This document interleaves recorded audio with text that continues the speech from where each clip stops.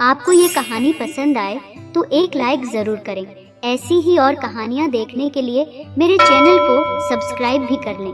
राजू, तू रो क्यों रहा है? दीदी, मुझे माँ बाबा की बहुत याद आ रही है। आप तो माँ बाबा की तरह मुझे छोड़कर नहीं जाओगी ना कभी?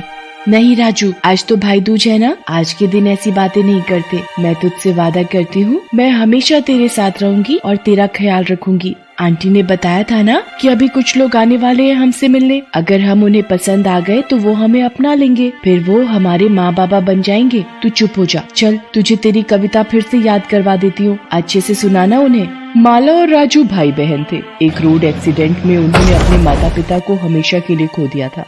रिश्तेदारों ने दोनों बच्चों की जिम्मेदारी लेने के बजाय इन्हें अनाथ आश्रम में छोड़ दिया। माला बड़ी थी, वो अपने छोटे भाई राजू से बहुत प्यार करती थी। उस दिन वो दिल से चाहती थी कि उन दोनों को एक परिवार मिल जाए।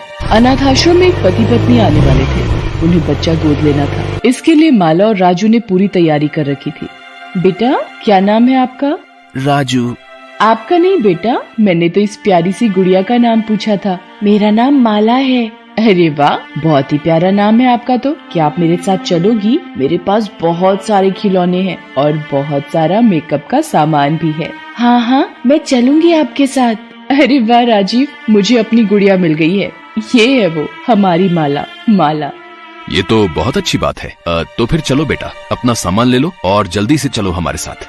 चल राजू, अपना सामान लेते हैं। माला राजू के साथ अपना सामान पैक करने लगती है। दोनों बच्चे बहुत खुश थे। तभी माला राजू से कहती है, राजू तू यहीं रुक, मैं आंटी को ये किताबें देकर आती हूँ। ये उन्होंने दी थी हमें, जाने से पहले उन्हें वापस करनी चाहिए। माला अनाथ आश्रम के केयरटेकर के पास जाने लगती है, लेकिन वहाँ पर उसे गोद लेने वाले पति पत्नी राजीव और कविता पहले से ही मौजूद थे। वो केयरटेकर से बात कर रहे थे। माला ये देखकर कमरे के बाहर ही रुक जाती है। देखिए, आपको इस बारे में माला को पहले ही बता देना चाहिए था। राजू उसका छोटा भाई है, वो उससे बहुत प्यार करती है, वो कभी भी उससे दूर नहीं होना चाहेगी। आप दोनों बच्चों को गोद क्यों नहीं ले लेते? नहीं, हमें बस एक बच्चा ही चाहिए और वो भी माला। मुझे वो देखते ही पसंद आ गई थी। दरवाजे के बाहर खड़ी माला सारी बातें सुन रही थी। उसके हाथों से सारी किताबें जमीन पर गिर जाती हैं। वो रोने लगती है। कविता जाकर उसे समझाती है, माला ऐसे नहीं रोते बेटा, तुम फिक्र मत करो, तुम देखना जल्दी ही राजू को भी बहुत अच्छे मम्मी पापा मिल जाएंगे। हमें माफ कर दो, हम राजू को अपने साथ नहीं ले जा सकते, हम मजबूर हैं। फिलहाल हम एक ही बच्चे का ख्याल रख सकते हैं। अगर ऐसा है तो आप मेरी जगह राजू को अपने साथ ले जाइए। क्या? ये क्या कह रही हो बेटा? प्लीज आंटी, राजू छोटा है, उसे मम्मी पापा की बहुत जरूरत है। आप उसे अपने साथ ले जाइए और उसे बहुत प्यार करना, मैं यही चाहती हूँ। कविता और राजीव एक दूसरे की तरफ देखते हैं। वो माला की बात मान लेते हैं और राजू को अपने साथ ले जाते हैं। राजू माला को छोड़कर नहीं जाना चाहता था, पर माला उसे किसी तरह समझाकर भेज देती है। वो राजू का भविष्य संवारना चाहती थी, इसलिए उसने एक बार भी अपने बारे में नहीं सोचा। उसने राजू को खुद से तो दूर कर दिया था, पर एक पल भी ऐसा नहीं होता था जब उसे राजू की याद न आती हो। ऐसे ही 2 साल गुजर गए, पर अचानक अनाथ आश्रम चलाने वाले ट्रस्ट ने आश्रम बंद कर दिया। कई बच्चों के साथ साथ माला के सर से भी छत छिन गई। माला ने हिम्मत नहीं हारी और वो गुब्बारे बेचकर अपना गुजारा करने लगी। वो और अनाथ आश्रम के कुछ बच्चे फुटपाथ पर ही रहने लगे। माला को अब भी राजू की बहुत याद आती थी। दूसरी तरफ राजू के दिन बदल गए थे, उसे किसी चीज की कमी नहीं थी। कविता और राजीव उसे बहुत प्यार भी करते थे। अब राजीव की माली हालत भी पहले से अच्छी हो गई थी। राजू शहर के सबसे अच्छे स्कूल में पढ़ता था। हालांकि इस सब के बावजूद वो भी माला को बहुत याद करता था। फिर एक दिन, राजू चलो बेटा, स्कूल बस आती ही होगी। मम्मी, मुझे स्कूल नहीं जाना।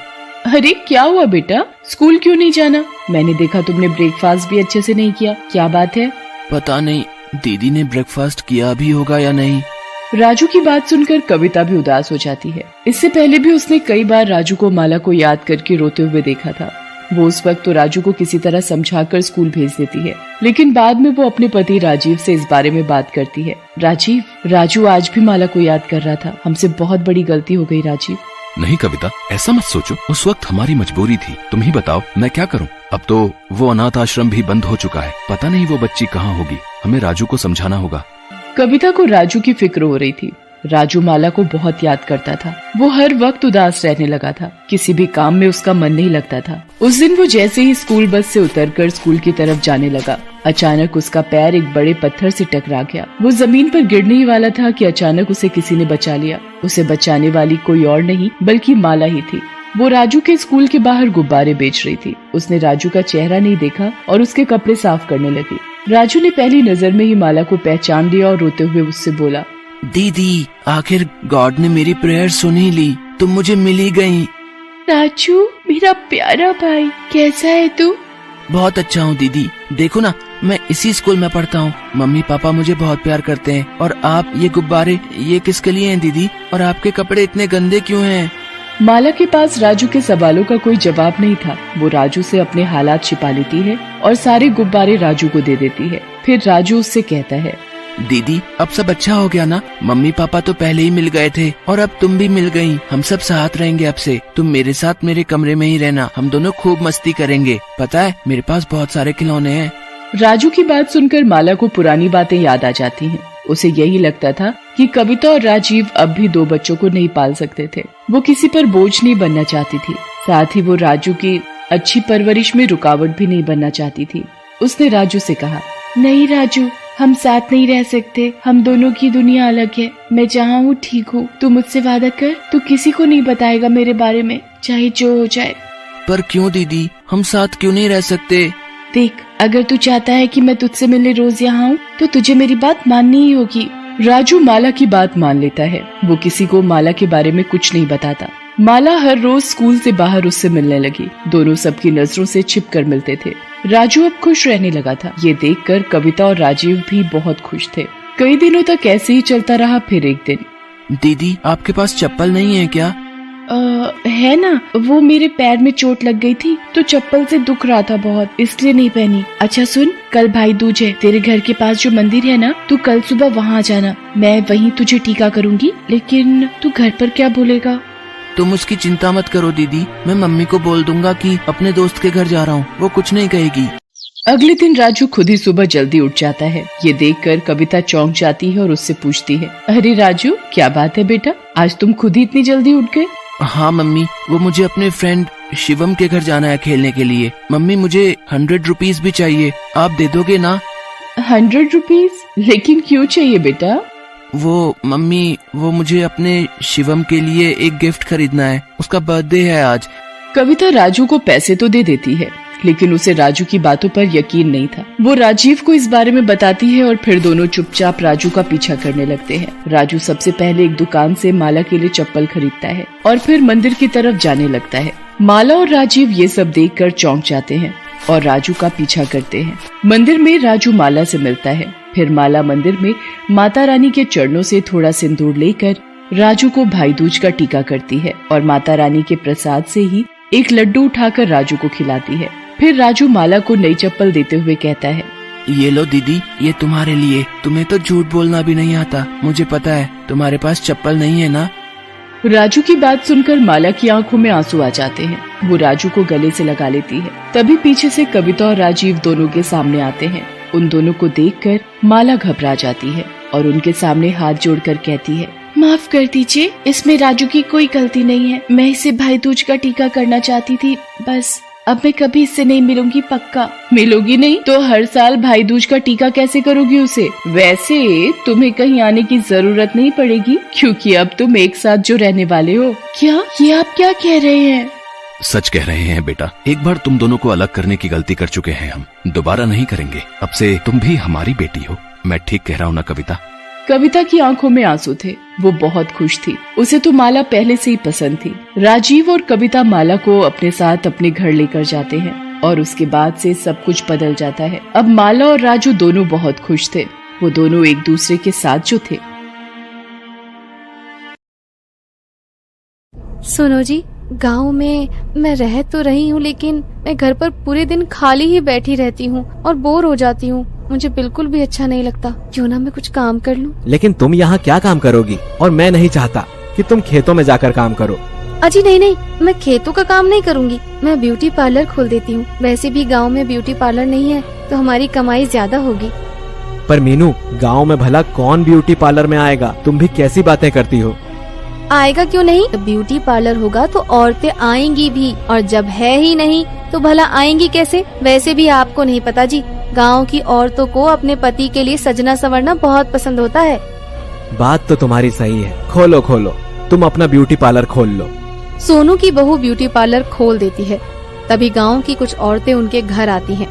अरे सोनू की माँ, तेरी बहू ने तो काहे की दुकान खोली है, अब क्या वो दालचीनी बेचने लगी? अरे नहीं नहीं बहन जी, वो कह रही थी कि कोई लूटी पोलर है। लूटी पोलर क्या होता है? इसमें लोगों को लूटते हैं क्या? मुझे तो पता नहीं, ये तो बहू ही बताएगी।